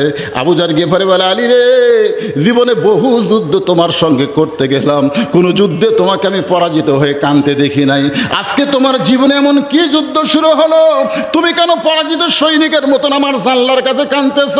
আলী বলতে, আবু যার একজন পর্দানিশী আজকে গভীর রাত্রে মৃত্যুবরণ করবে, এই গভীর রাত্রে তাকে দাফন করা লাগবে, সে পর্দানিশী হলো ফাতেমা, আমার ফাতেমার জন্য তোকে একটু কবর খনন করা লাগবে। আবু যার গিফারি বলে, এই গভীর রাত্রে অন্ধকারে কেমনে কবর খনন করব, কেমনে কবর খনন করব? আলী বলতেছে, ওই ফাতেমা আমাকে বলেছে জান্নাতুল বাকির পূর্ব কোণায় সবুজ রঙের একটা বাতি জ্বলবে, ওই বাতি বরাবর কবর খনন করতে হবে। আবু যার গিফারি কোদাল নিয়ে ওই জান্নাতুল বাকির মধ্যে গিয়ে দেখে সত্যই একটা বাতি জ্বলতেছে, যেই বাতির কোনো তার নাই, যেই বাতির কোনো সুইচ নাই, বিনা তারে বিনা সুইচে আমার আল্লাহ অটোমেটিক জ্বলায়া দিছে। তাকে দেখে আলো গোলাকার হয়ে পড়ে নাই, আলো আলো চার কোণে কবরের মতন পড়েছে। ওই আলোর মধ্যে আবু যর গিফারি কবর খুঁড়তে খুঁড়তে খুঁড়তে খুঁড়তে এক সময় বলে, কবর রে, তুই কি জানিস রে কবর, তোর মধ্যে এমন একজন মহিয়সী নারীকে রাখা হবে যার বাবা হচ্ছে আল্লাহর নবী। কবর খবরদার বেয়াদবি করবি না। কবর গভীর রাত্রে কবর খনন করতেছি, তুই কি জানিস যার স্বামী হলো আসাদুল্লাহ হিল গালিব। কবর খবরদার বেয়াদবি করবি না। কবর খুঁড়তে খুঁড়তে আবার আবু যর গিফারি বলে, কবর রে, যার দুইটা সন্তানকে রাসূল জান্নাতের যুবকদের সর্দার ঘোষণা করেছে, খবরদার কবর বেয়াদবি করবি না। এই বলে আবার যখন কোদাল মারতে যায়, সঙ্গে সঙ্গে কবরের মধ্যে থেকে আওয়াজ আসতেছে। এই আওয়াজ কিন্তু ফাতেমার জন্য নয়, এই আওয়াজ হচ্ছে আমাদের জন্য। আমরা যারা আওয়াজ শুনতেছি আমাদের জন্য এই হুঁশিয়ার করা হলো, কার বাবা, কার মেয়ে, কার স্ত্রী এইটা কবর দেখবে না, কবর দেখবে আমল যদি ভালো হয়। ও আমিলুস সালিহা, আমল যদি ভালো হয় কবর জান্নাতের বাগান হয়ে যাবে, আর আমল যদি খারাপ হয় কবর জাহান্নামের গর্ত হয়ে যাবে। এটা হলো ফাতেমা। নবী গো, এই ফাতেমা যখন আমার পেটের মধ্যে ছিল, সন্তান পেটের মধ্যে আছে এটা অনুভব করতে পারি, কিন্তু ফাতেমার ওজন কোনোদিন আমি বুঝতে পারি নাই। ফাতেমা যখন দুনিয়াতে জন্ম নিয়েছে, ফাতেমা জন্ম নেওয়ার সময় প্রসবের যে বেদনা, সেই বেদনা থেকে আল্লাহ আমাকে মাফ করেছে। ফাতেমা যখন জন্ম নিল, আমি মা হয়ে ফাতেমার দিকে তাকায় দেখি ফাতেমা তার দুইটা হাত দিয়া তার ইজ্জত পর্যন্ত ঢেকে দুনিয়াতে জন্ম নিয়েছে। সুবহানাল্লাহ বলে। সেই ফাতেমা, আমার মায়েরা সেই ফাতেমার নামে মাদ্রাসায় একটু মনোযোগ দিয়ে শোনেন। গভীর রাত্রে হযরত আলী ঘরের মধ্যে ঢুইকা থাকে, ফাতেমা নিজে কাফনের কাপড় পরেছে, দুইটা সন্তানকে, হাসানকে ডান হাতের নিচে, হোসাইনকে বাম হাতের নিচে থাপড়ায়া থাপড়ায়া দুইটা সন্তানকে ঘুমায় দিয়া ফাতেমা চিরদিনের জন্যে ঘুমায় গেছে। গভীর রাত্রে হযরত আলী ফাতেমাকে কান্দে করে নিয়ে ওই জান্নাতুল বাকির সবুজ বাতির দিকে রওনা দিলেন। আবু যর, আবু যর কোথায়, কোথায় আবু যর, কবর ছেড়ে দে। কিন্তু আবু যরকে আমার আল্লাহ তাআলা আগেই কবর থেকে খেদাই দিছে। এই কবর, এই কবর কার মা, কার বাবা, এই মহিষী নারীর বাবাকে, মাকে, সন্তানকে, এগুলো কবর দেখবে না। আমল যদি ভালো হয় কবর জান্নাতের বাগান হবে, আমল যদি খারাপ হয় কবর জাহান্নামের গর্ত হবে। এ খবর শুনে আবু যর গিফারি আর কবরের কাছে নাই, চলে গেছে। হযরত আলী নিজেই ফাতেমাকে কবরে দাফন করলেন। একটু শর্টকাট করে বলতেছি, মনোযোগ দিয়ে শোনেন। দাফন করার পরে আল্লাহর কাছে বলতেছে, আল্লাহ দুনিয়ার জীবনে কিছুই দিবার পারি নাই, মৃত্যুর পরে তোমার কাছে এতটুকু দোয়া করি, ফাতেমাকে তুমি কবুল করে নাও। এই দোয়া করার সঙ্গে সঙ্গে তাকায় দেখে সামনে কয়েকটা পুরাতন কবর দেখা যায়। এইমাত্র ফাতেমার কবর দিছে, সেই নতুন কবর নাই, সামনে কয়েকটা পুরাতন কবর দেখা যায়। গোটা জান্নাতুল বাকি দৌড়ায় বলে ফাতেমার কবর, ফাতেমার কবর। কে যেন শব্দ করে আলীর কানে বলতেছে, আলী রে, ফাতেমা পর্দা নিশি। আল্লাহ জোহরা ডিগ্রি দিয়া ফাতেমার কবরটাকে কিয়ামত পর্যন্ত পর্দা করে দিয়েছে। আমার মায়েদের বলতেছি, মা আপনি নামাজ পড়েন, রোজা করেন, স্বামীর খেদমত করেন, কিন্তু পর্দা যদি না থাকে আপনার একটা ইবাদত আল্লাহ কবুল করবে না। ও আমিলুস সালিহা, আপনাদের নেক আমল হলো পর্দা। ওয়াতাওয়াসাউ বিল হক, হক কথা বলতে হবে, হকের দাওয়াত দেওয়া লাগবে। কুল জাল হক ওয়া যাহাকাল বাতিল ইন্নাল বাতিলা কানা যাহুকা। আপনার পারেন না? কুল জাল হক ওয়া যাহাকাল বাতিল ইন্নাল বাতিলা কানা। وَنُنَزِّلُ مِنَ الْقُرْآنِ مَا هُوَ شِفَاءٌ وَرَحْمَةٌ لِّلْمُؤْمِنِينَ। আল্লাহু আকবার। ওয়াতাসাউ বিল হক। হক মানে কি? যে হকের দাওয়াতের কথা, হকের জন্য ডাকার কথা বলতেছে। হ্যাঁ হ্যাঁ, অনেকে আমাকে বলে, হুজুর আপনারাও তো দাওয়াত দেন, আপনাকে মাঝে মধ্যে পুলিশ ধরে নিয়ে যায়, জেলত থাকেন, কখন দাওয়াত দিবে যায় দিকে হুজুর নাই, হুজুর এখন ভিতরে তুলে থসে। আবার বাংলাদেশে এমন কিছু ইসলামী দল আছে, তারা আর এত গরম গরম কথা কয়, তার কেউ ধরেও না, তার নামে কোনো কেসও নেই। কারণ কি? কি কোন একটা কারণ আছে না? কথা বলেন না কেন ভাই? অথবা সাওবিল হক, এ হক জিনিসটা বোঝা লাগবে তো।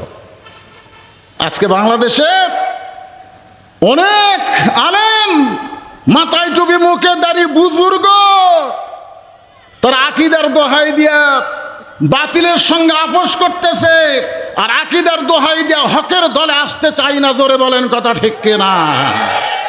আকীদা, আকীদা, ও আকীদার মালিক তুমি নাকি? আকীদা দেখার মালিক কে? আরো জোরে বলেন। এই জন্য হক পথে চলতে গেলে দেখবেন হককে মাঝে মধ্যেই তাদের উপরে নানা ধরনের, এখন হকের উপরে ব্যাহকেরা, জামাত শিবির, রাজাকার, এই মুহূর্তে বাংলা ছাড়, জোরে করেন, কথা ঠিক কিনা? অন্য দলকে তো বলতেছে, কারণ কি? তারা বুঝবার পারছে হক, হক একটা বাতি, হক একটা আলো, হক হচ্ছে আল্লাহর কোরআন। অনুনাজ্জিলু মিনাল কোরআন মা হুয়া শিফাউ ওয়া রাহমাতুল লিল মুমিনিন। এই কোরআনকে মুমিনদের যাবতীয় ঔষধ হিসেবে আল্লাহ তাআলা নাজিল করেছে। তাহলে সব কিছু বাদ দিয়ে আল্লাহর কোরআন, নবীর আদর্শকে আমাদের গ্রহণ করার দরকার আছে না নাই? গ্রহণ করতে গিয়ে যদি মৃত্যু হয়, বেজার না খুশি? এখন এসে বলতেছে উকিল তাজুল ইসলাম নিজেই বিবৃতি দিছে যে রাত 9:30টার সময় মীর কাসেম আলীকে বলতেছে, স্যার আপনার কিন্তু আজকে রাত 12টায় ফাঁসি হবে, আজকে রাত 12টায় আপনার ফাঁসি হবে। মীর কাসেম আলী মুচকি মুচকি হাসে আর বলে, উকিল এখন কয়টা বাজে? বলে এখন তো রাত 9:30। আলহামদুলিল্লাহ, 2.5 ঘন্টা টাইম আছে, এখনো 2.5 ঘন্টা টাইম আছে। ও আজাতে 2.5 ঘন্টা বসে থাকে লাভ কি? আমি 2 ঘন্টা ঘুম পারি। যদি চেতন না পাই তুমি কিন্তু আমাকে ডাক দিবা। উকিল কয়, আর মাথা আছে, 2.5 ঘন্টা পর ফাঁসি হবে, যদি চেতন না পায় তাহলে ডাক দিবার কথা বলতেছে। আপনি বলেন তো 2.5 ঘন্টা তার ফাঁসি হবে, 2.5 ঘন্টা পর তার ঘুম ধরবে? উকিল মনে মনে চিন্তা করে যে ফাঁসির চিন্তা হয়তো পাগল হয়ে গেছে, ফাঁসির কন্ডম সেল থেকে বার হয়ে গেছে। 2 ঘন্টা পর এসে দেখে মীর কাসেম আলী নাক ডেকে ঘুম পাড়তেছে। উকিল কয়, হায় হায় রে, আর মাত্র 2.5 ঘন্টা, তাও নাক ডেকে ঘুম পাড়তেছে। আর মাত্র 8 ঘন্টা। পায়ের আঙ্গুল লড়াইছে, মীর কাসেম আলী ঘুম থেকে চেতন পায়, বলে উকিল সাহেব রাত কি 12টা বাজছে নাকি? বলে না স্যার, এখন 8 ঘন্টা দেরি আছে। বলে আলহামদুলিল্লাহ। ওযু করে কোরআন শরীফ থেকে 2টা সূরা তেলাওয়াত করলেন, সূরা মূল, সূরা মুজাম্মিল তেলাওয়াত করার পরে 2 রাকাত নামাজ পড়ে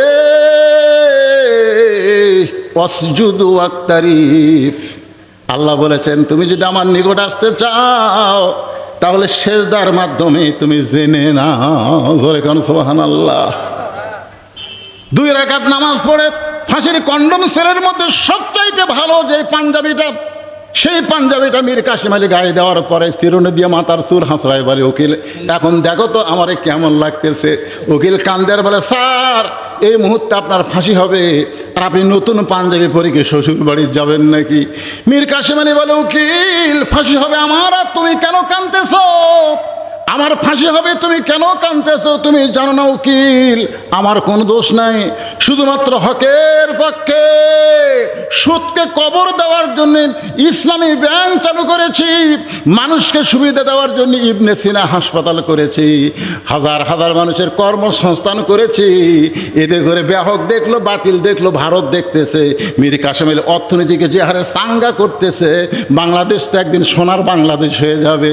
শুধুমাত্র এই কারণে, হকের পক্ষে থাকার কারণে আমাকে ফাঁসি দেওয়া হচ্ছে। আমি 2 ঘন্টা ঘুমের মাধ্যমে আল্লাহ পাক আমারে দেখাইছে, ইন্নাল্লাযীনা ক্বালু রাব্বুনাল্লাহু সুম্মা ইসতাকামু, নিশ্চয় যারা বলবে আল্লাহ আমার রব, এর প্রতি যারা অটল থাকবে, তাতানাজ্জালু আলাইহিমুল মালায়েকা, আল্লাহ তাদের কাছে রহমতের ফেরেশতা নাজিল করে বলবে, আল্লাহ তাখাব, তোমাদের কোনো ভয় নাই, ওয়ালা তাহজান, তোমাদের কোনো চিন্তা নাই, ওয়াবশিরু বিল জান্নাহ, ফাঁসির মঞ্চ দিয়া মীর কাসেম আলীকে আল্লাহ তাআলা জান্নাতে বরণ করে নিবে। দুনিয়াতে তাদের ফাঁসি হবে, তাদের জেল হবে, তাদের জুলুম হবে, গোটা বাংলাদেশের সমস্ত বক্তার ওয়াজ যদি এক দাড়ি পাল্লায় তুলে দেওয়া হয়, আর আল্লামা সাঈদী হুজুরের তাফসীর যদি আরেক দিকে তুলে দেওয়া হয়, আপনার বলেন তো সমস্ত বক্তাদের মধ্যে হক তাফসীর কে করেছে? কথা বলেন, কে করেছে? আল্লামা সাঈদী হুজুর করেছে। তারপরেও বিনা দোষে তাকে জেলের মধ্যে বন্দি করে রাখলো। আমরা প্রত্যেকটা মাহফিলে দোয়া করি, আল্লামা সাঈদীকে আল্লাহ তুমি সুস্থ করো, ভালো রাখো। দিন দিন তার চেহারা যখন ভালো হয়ে যাচ্ছে, তখন ভারতে 2 জন মন্ত্রী বেড়াবার গেল, বেড়ায় চলে আসলে তার 2 দিন পরে ফাঁসি না দেওয়ার কারণে ফাঁসি দেবার পারেনি। কি করবে এখন চিকিৎসার কথা বলে হাসপাতাল নিয়ে গেল, অন্যায়ভাবে তাকে দুনিয়া থেকে বিদায় করা হলো। একটাই মাত্র কারণ হলো ওয়াতাওয়াসাউ বিল হক। এরপরে আল্লাহ বলতেছেন ওয়াতাওয়াসাউ বিস সবর, ধৈর্য ধারণ করতে হবে। কেমন ধৈর্য? যে মায়ের কোনোদিন বাচ্চা হয় নাই, বিয়ে হয়েছে, এবার প্রথম বাচ্চা হবে। আপনারা বলেন তো, যে মায়ের কোনোদিন বাচ্চা হয়নি সেই মাকে প্রসব বেদনা বোঝে নাকি? আমরা গানের মধ্যে শুনেছি, কি বলবো প্রসবের কথা, মা বিনে সেই ব্যথা কেউ তো বুঝিবে না। মা জন ঠেকিয়া সন্তানের দায়, অকালে মা মারা যায়, কেন সে মায়ের ভক্তি করো না। এখন প্রসব বেদনা শুরু হয়ে গেছে, বুঝলেন? এখন মেয়েটা খালি বলতেছে বিষ খাবো, গলার দড়ি দিব, এই জীবন থাকবো না। দাদি নানি দৌড়ে এসে ধাক্কায় ঘরের মধ্যে তুলছে। কি বলিস রে? এই এত প্রসব বেদনা শুরু হচ্ছে, এই বাসার চাইতে মরাই ভালো, গলার দড়ি দেবো, বিষ খামো, আত্মহত্যা কর্ম।